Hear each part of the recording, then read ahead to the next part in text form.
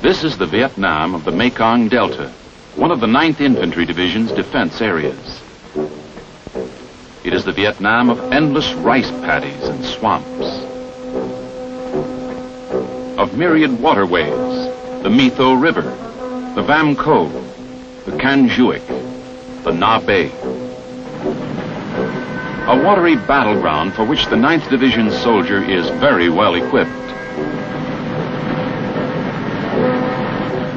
He is the striking arm of the Mobile Riverine Force, a unique joint operation by the United States Army and Navy, as novel and precedent-setting as the air cavalry.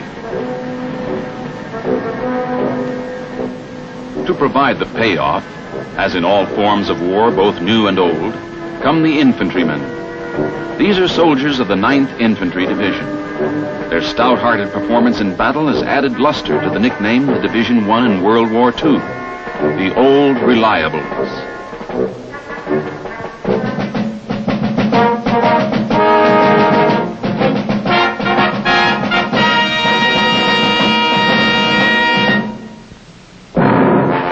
Okay, move out.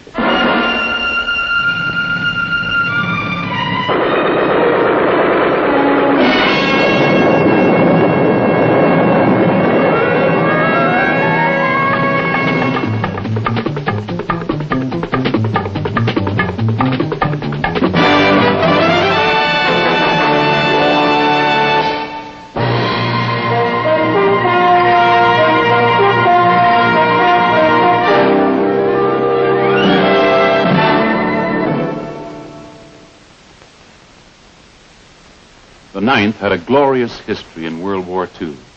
It served in Africa, France, and Germany, and quickly won the reputation of being unbeatable, completely reliable in action. I know because I started out with them in North Africa. The terrain and the enemy have changed. Vietnam is far different from Europe. But one thing hasn't changed: the fighting spirit of the 9th Division. The men who wear its patch today have proved themselves to be from the same stock as the old Reliables.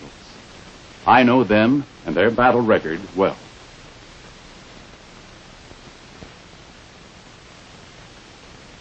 I was assigned to the division's information office when it was reactivated for combat under the urgency of the Vietnam War.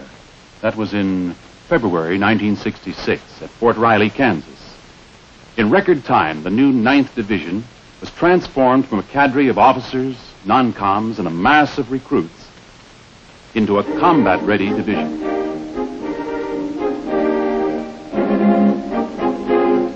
We said our goodbyes. By November of 1966, the 9th Division's 3rd Brigade was en route to Vietnam. In December, the 1st and 2nd Brigades followed.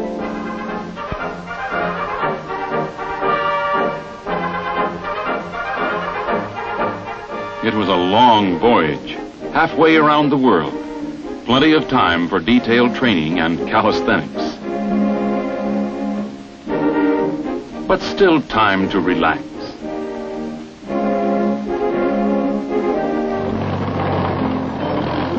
In Vietnam, meanwhile, our base was being rushed to completion, expanded from a smaller camp left by the 1st Infantry Division.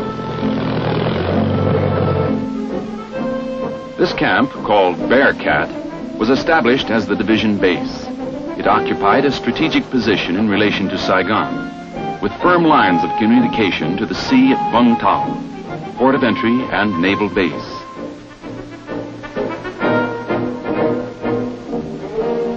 The 1st and 2nd Brigades came ashore at Vung Tau in January and February 1967. They were under the command of Major General G.S. Eckhart.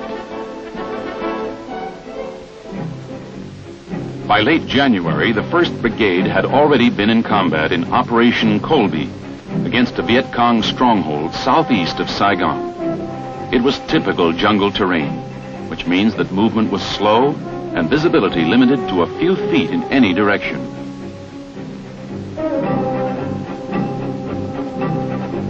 In some cases, the jungle was so dense we had to create a clearing for the helicopters to come in. They never failed to deliver the ammo, rations, and other supplies we needed.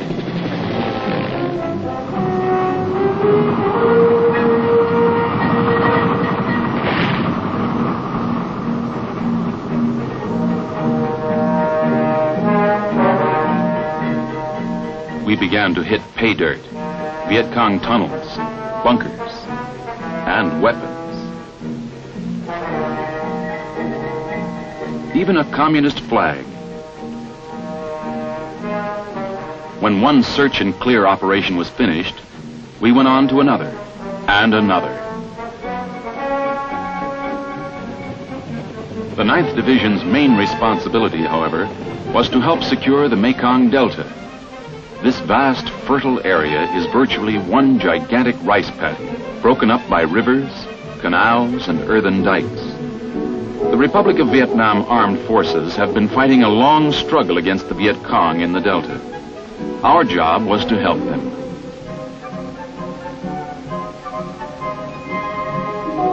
It was decided to set up operations at Dong Tam, about 40 miles from Saigon on the My Tho River. The question was, where do you put troops when every square inch of dry ground is lived on by Vietnamese or used to grow food? The answer was, create your own dry land. The world's largest dredges brought up millions of tons of sand from the riverbed and made a base capable of supporting an entire division. Supplies would come in via land, sea, and air.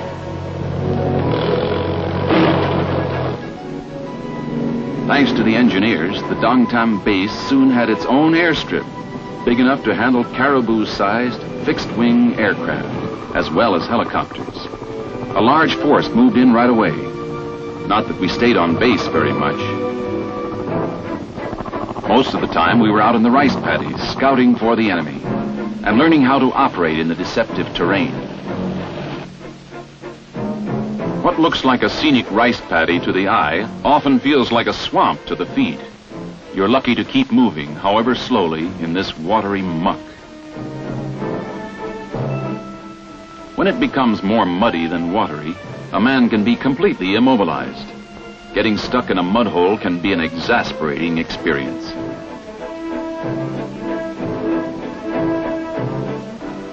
The swampy mud makes one grateful to hit open water. This stream was supposed to be fordable. In a way it was, from the neck up. When the water gets too deep for treading, the men of the 9th Division turn on a little Yankee ingenuity, using an air mattress to float gear across a stream. Or by making a raft out of a poncho. For a 9th Division scout dog, a river crossing is no problem at all.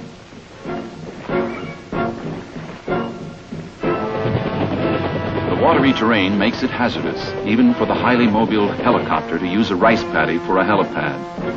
A fairly hard earthen dike is much safer when it's available.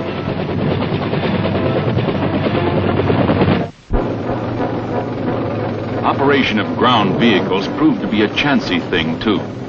The powerful armored personnel carriers often plow through swamp water with great ease, but muddy roads are a real hazard.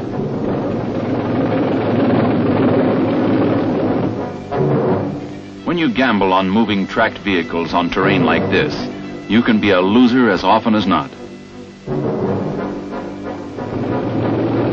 The Delta proved to be a testing ground for machines as well as men. But as we got to know the lay of the land, we learned how to keep the armored personnel carriers moving.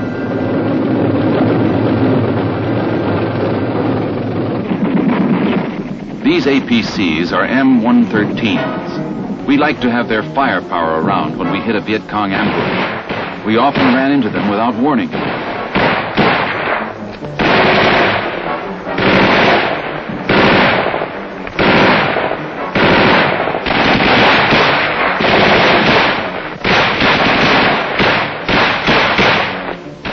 We never knew when a harmless-looking piece of scenery might explode with enemy fire or a booby trap. And there was always the difficulty of determining who was friendly and who wasn't. The Rock Kien area was full of tunnels and underground hiding places. Some were even underwater. We always left a grenade as a calling card.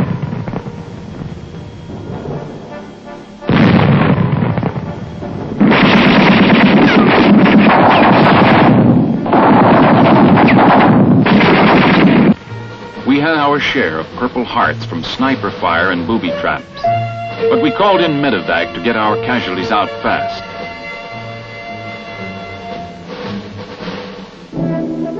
Stopping didn't necessarily mean resting. We filled sandbags for our defensive perimeters. In 1 month, the 9th Division filled 500,000 sandbags. 500,000!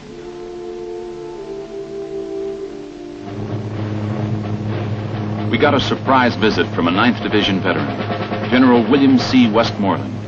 He dropped in during Operation Port Sea, in which we bagged a lot of Viet Cong supplies and equipment. We were all pleased to see him wearing a 9th Division patch from his service with the old 9th in Tunisia.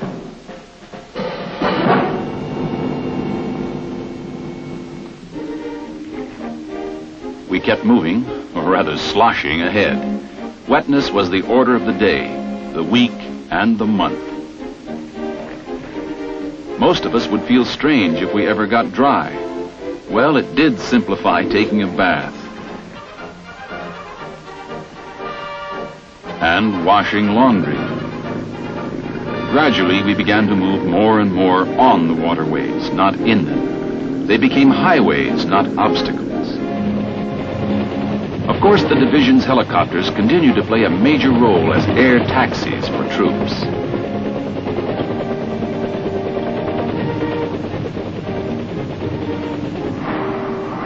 To transport artillery,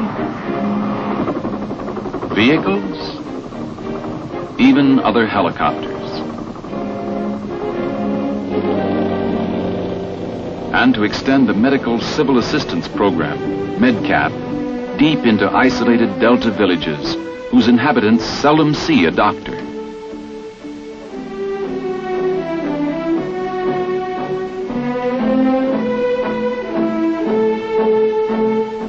The medic showed that sometimes the best medicine comes in the form of a laugh.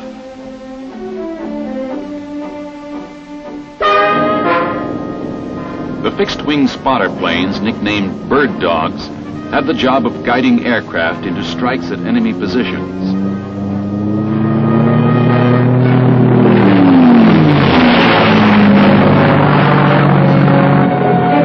While the jets orbit overhead, the Bird Dogs take a run at the VC positions to mark them with smoke rockets.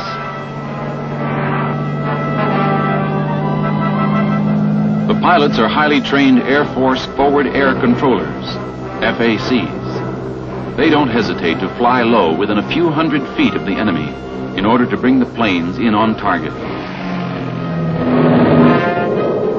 The daring and precision of these men is a major reason for the tremendous effectiveness of inter-service cooperation between the Army and the Air Force.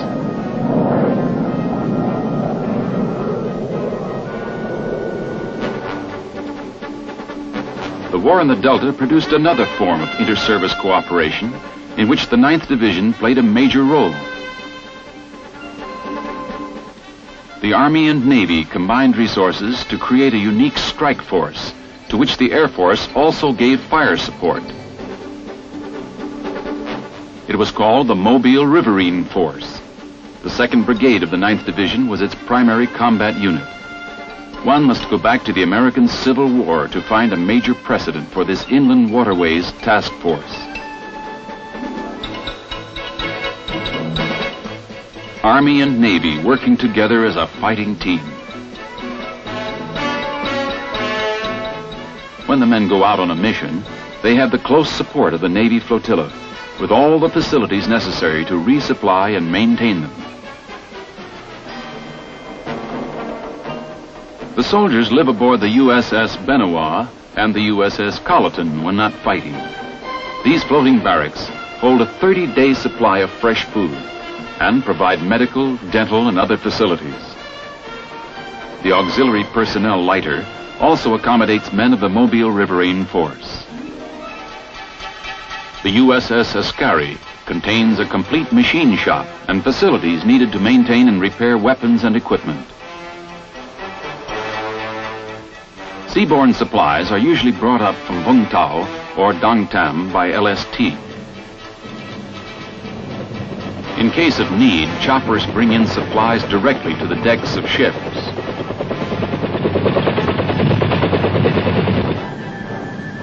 The workhorses of the Mobile Riverine Force are the Armored Troop Carriers, or ATCs. The ATC is armor-plated and has an armored canopy over the troop area.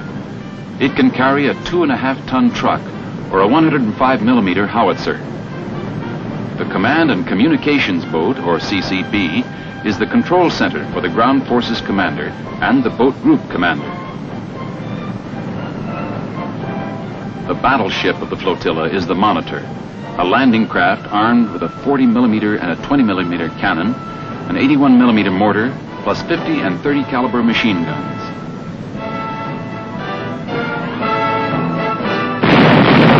This variety of weapons makes this shallow draft vessel a versatile fire support ship. It was in firepower that the 9th made its own important innovation, the use of barges as artillery platforms. Infantry elements of the Mobile Riverine Force would range far and wide once operations started.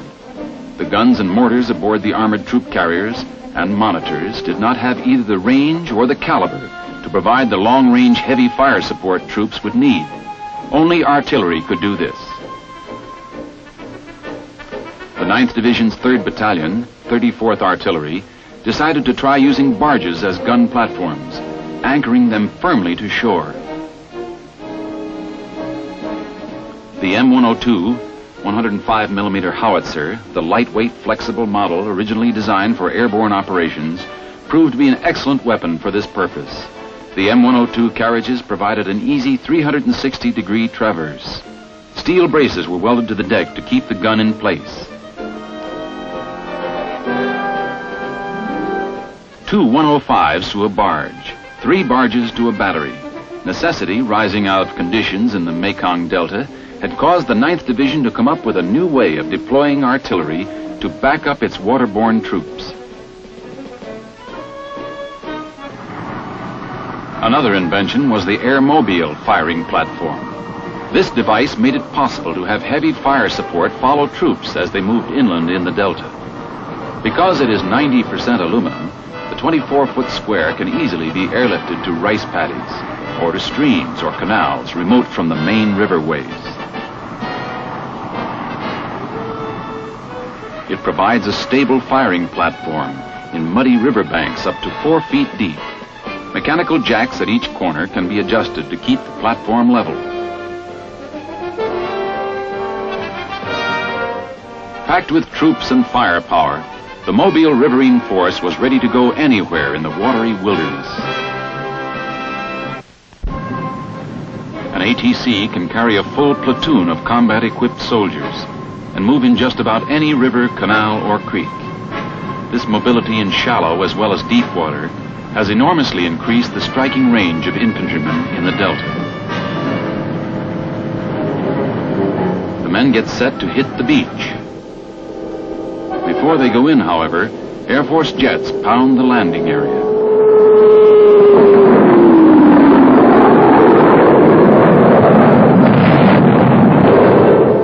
The fighter bombers saturate the Viet Cong positions. As the ATCs move into the beach, the men add their own fires to keep the enemy down.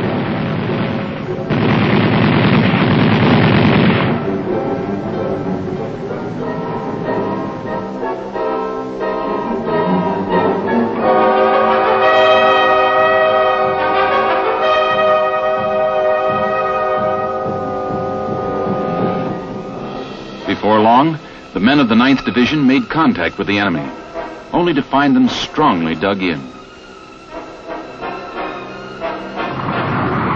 So the heavy stuff, 155mm howitzers, are brought in to knock out the VC positions.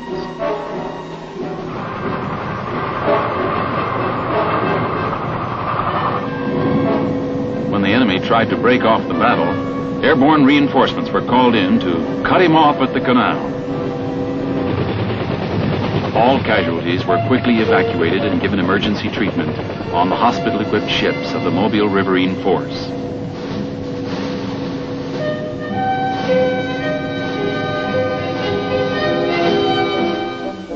The division commander tried to bring us in from the field every 3 days. We were greeted with a fire hose salute to get the swamp mud off before we went below for hot showers. Hot chow, dry clothes, and a comfortable bunk. It wasn't hard for the 9th Division landlubbers to take sea duty under these conditions.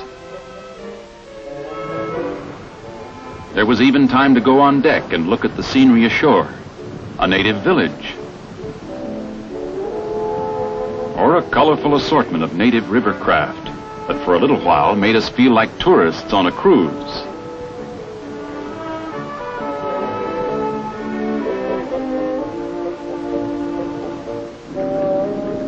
Soon enough, another passerby on the river brought us back to the fact that the war was very much with us.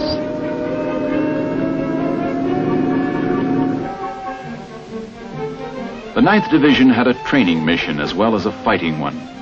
We were proud of our reliable academy that taught the fine points of fighting in Vietnam to newcomers, as well as sharpening the skills of combat veterans. The importance of the academy was emphasized by frequent visits by the new commanding general of the 9th Division, Major General George O'Connor, who assumed command in June 1967.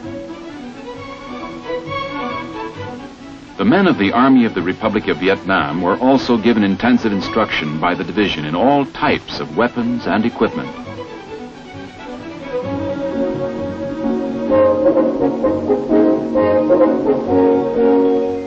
It wasn't long before training of this nature paid off. The South Vietnamese troops became more effective and acquitted themselves well in battles with the Viet Cong.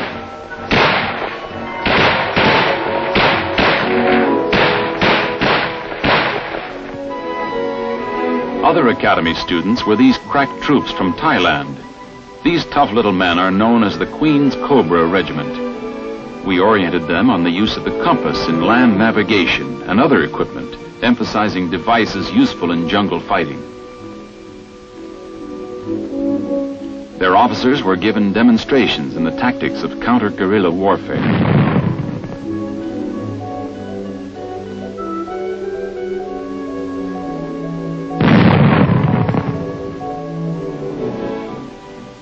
We also ran the Thais through a quick reaction course to teach them to stay cool and fire back when they ran into a Viet Cong ambush.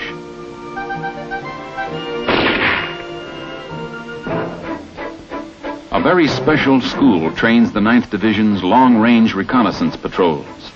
The beret and special patch its members wear testify to their elite status.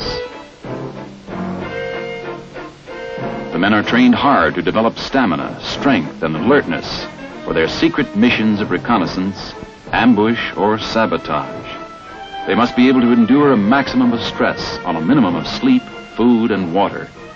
They cannot expect help if trapped by the enemy. Their lives depend on their own resourcefulness and endurance.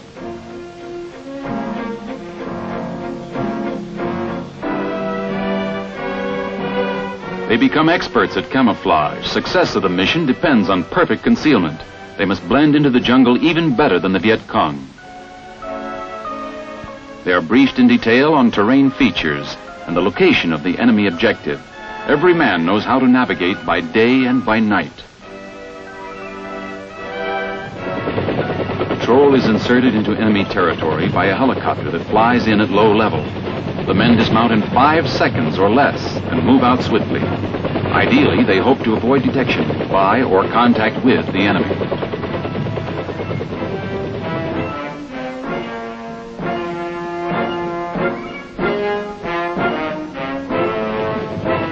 Mission accomplished, the team leader calls out an azimuth and the distance to the extraction point, then leads the patrol back. Normally, a mission will last several days or longer. The men are completely out of communication with their base until they rendezvous with the helicopter at a predetermined time and place. Despite the high hazard in these missions, there is no lack of volunteers.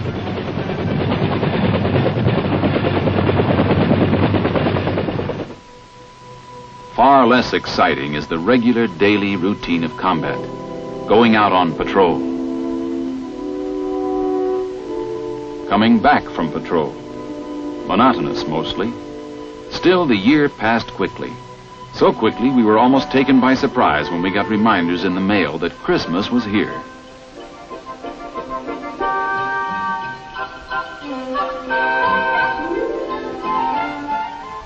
The item that really made this Yuletide a memorable one was this streamlined version of Santa Claus.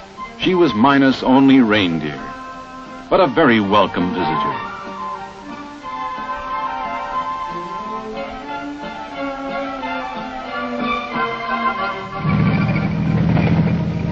The beginning of the new year was memorable too, since the enemy started their offensive then. They tried every trick in the book, but here in 9th Division country, the Viet Cong never had a chance. They were clobbered by our superior firepower.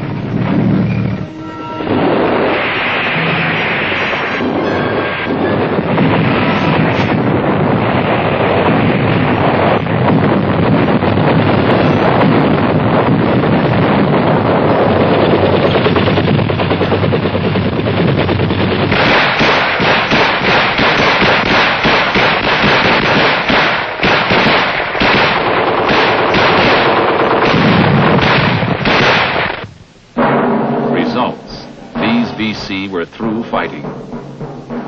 Large amounts of captured weapons. And we rescued one friendly. We kept pushing ahead in the rice paddies. And the jungle. Fighting from the rivers. And from the air, we drove on. And will continue to drive on until a just and honorable peace is won, so that these people may have a chance to live their lives in the way they choose, without fear or communist coercion. That is what this war is all about.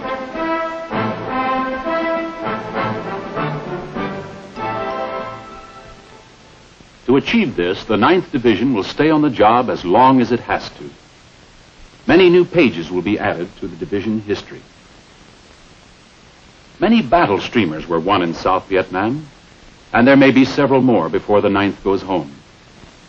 While it remains in Vietnam, it will do what it has always done, fight and win. That, in a phrase, is the story of the 9th Division. That is why its pride of outfit is so strong. That is why it cherishes its reputation as the old reliable